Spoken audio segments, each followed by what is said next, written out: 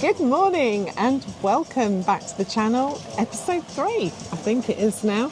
And we're here down in our local cafe, one of our favourite places to come because the cake is fantastic. So we thought we'd treat ourselves today to a nice coffee and a cake. And one of the key fundamentals for us in changing our lives wasn't that we had loads of money, because we're not rich pensioners or people with lots of money. We essentially wanted to find ways to live on less but live better. And so a big part of that was actually all about reducing our costs. So this week we're going to share with you exactly what we pay for everything here in Central Portugal. And yeah, we're going to share the true costs of living here and do some comparisons so that you can see kind of how it stacks up against where we used to live, the UK. Anyway, talking about costs, let's go on to our week, shall we? Yes, our week has been very interesting. One of the things we've been doing back at the house, the Casa, is we've got a barn renovation, which we're going to be showing you that in an episode later on, because that will be something that's quite interesting to follow, because with the renovation work that we're going to be doing. Anyway, and the cost, obviously, yeah. Part of the preparation for that barn conversion was to buy a bit of land that's right next to our property, because this would really help us move that forward. Now, it's taken us probably about 18 months or so to actually get that land. It's been difficult, but we managed to get it. Lo and behold, with all the wonderful weather we've been having recently, we bought the land, and then a few weeks later, sadly, we had a wall fall down on that property, which I won't say it put the cat amongst pigeons. We kind of knew that it might happen anyway, but the wall has fallen down, and we've had to do a little bit of work just to get that back and get it safe before we continue with the project. So anyway, that's something we're going to be showing you in a future episode. But in the meantime, this week we decided also that we would try and get some time away from the house, try and find a bit of sunshine, try and find something nice. So we went to the beach, and well, let's see how that turned out, shall we? Welcome to the Silver Coast! Right, so that's been our week. Now it's time to pay our bills. So how much do you think it cost for these two delicious coffees, cafe lattes that we had, and this lemon cake? Here's how much it cost. Isn't that amazing value? So anyway, we're now going to take you with us on our favourite activity of the week. Yes, and share some tips as well in the car on the way. And we're going to take you food shopping. Numbio. I cannot get it right. I'll put it on the screen. I don't know what it is. My brain just doesn't register that word. Anyway, that site says food shopping's about 30% cheaper here in Portugal than the UK, and obviously we used to live in the UK. So let's go and find out if that's true. Okay, let's go. Yeah.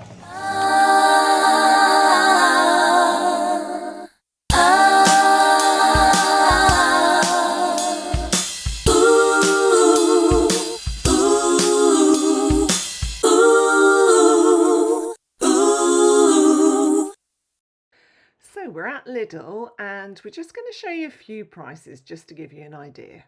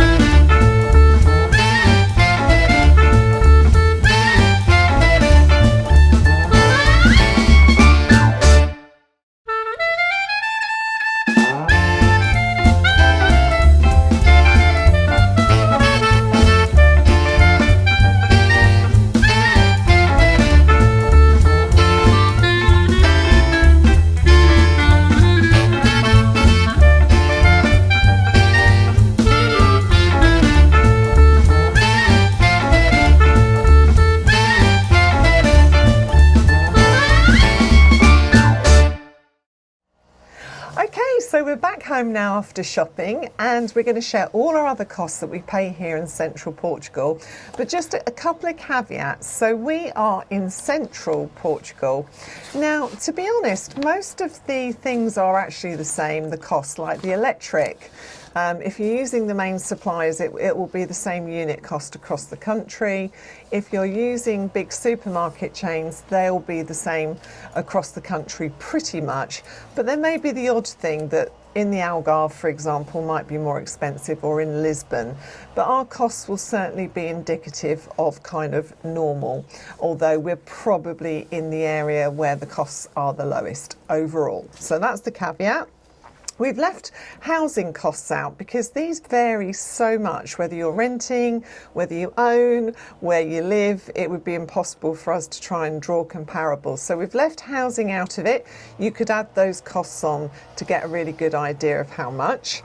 And we'll also, at the end, we'll do a comparison to our old life so you can actually see the difference. So let's kick off. Utilities. Yep, so utilities. So first off on utilities, we have electric.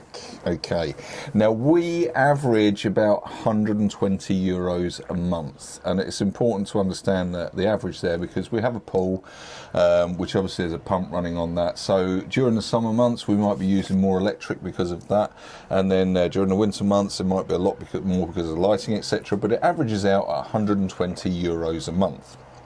Next up we have gas, which is obviously equally important. Now we only really use gas for cooking, and we use about 2 bottles a year, and these are big 35 litre bottles. I think it's 35, but that averages out at about 5 euros a month anyway, so gas not too expensive for the cooking.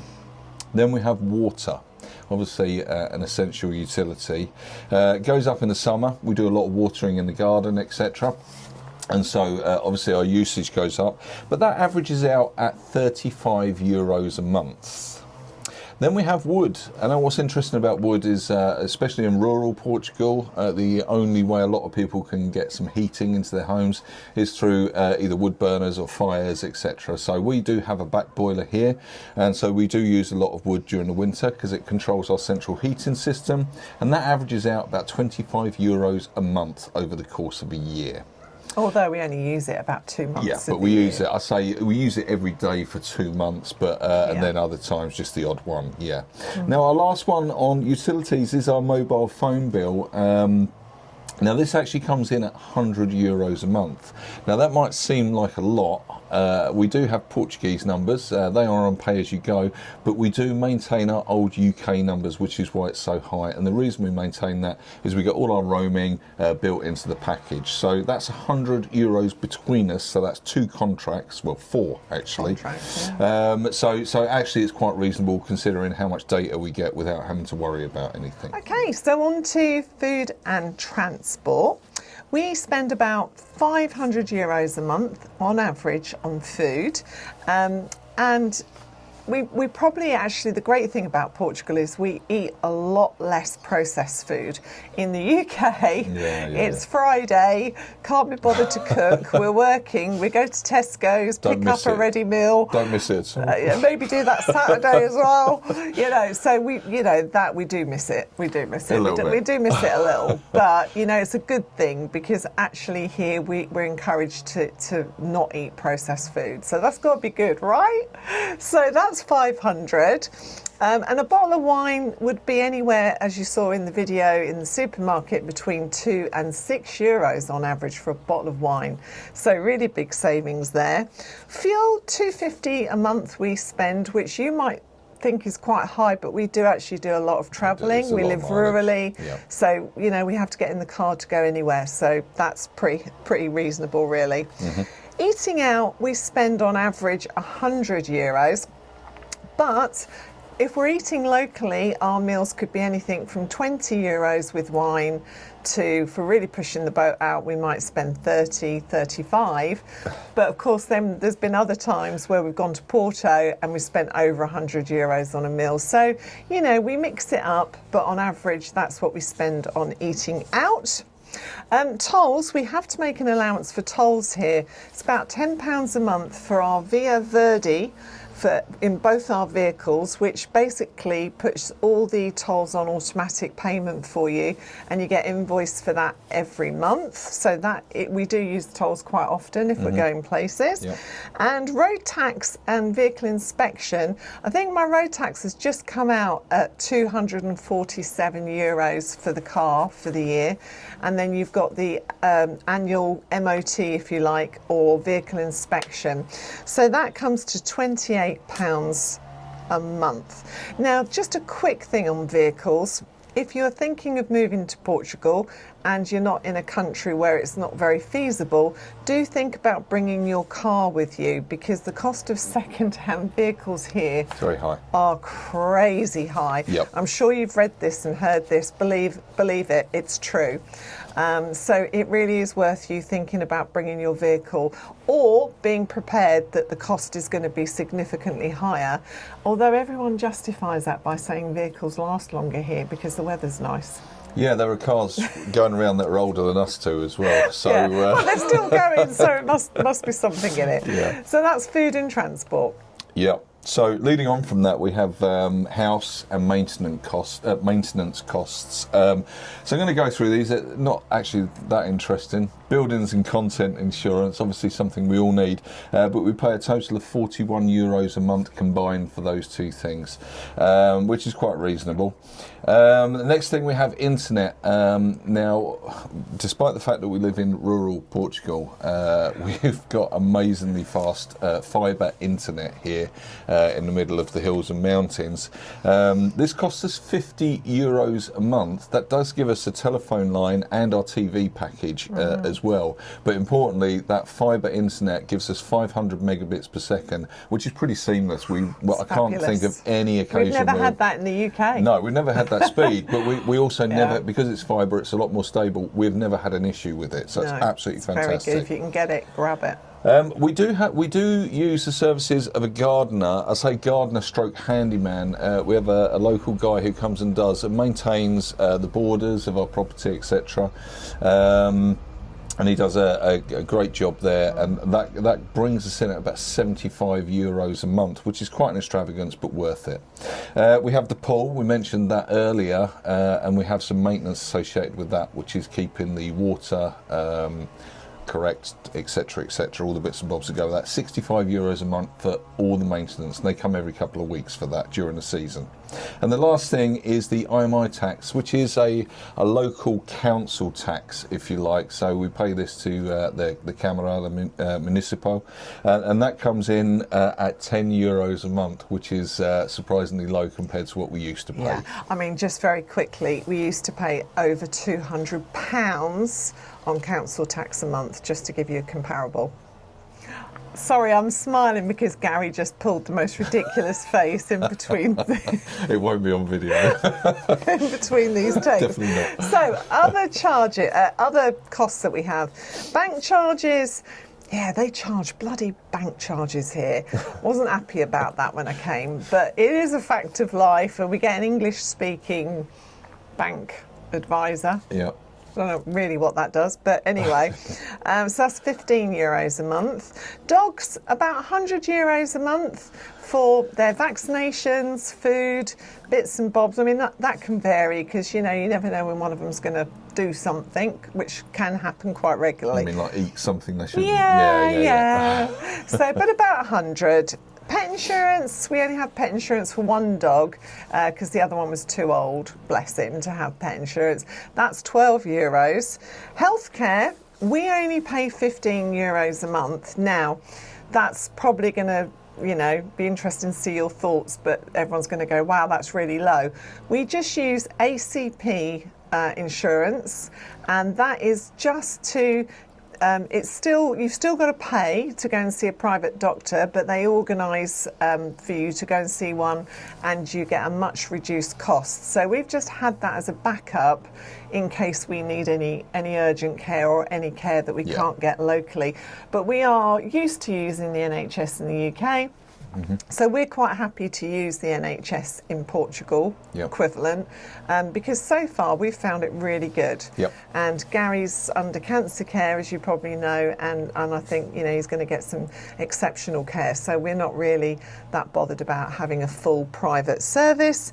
And then lastly, we have language. So we do study online, and those language classes cost us €20 a month. So that's it under other. Muito bem.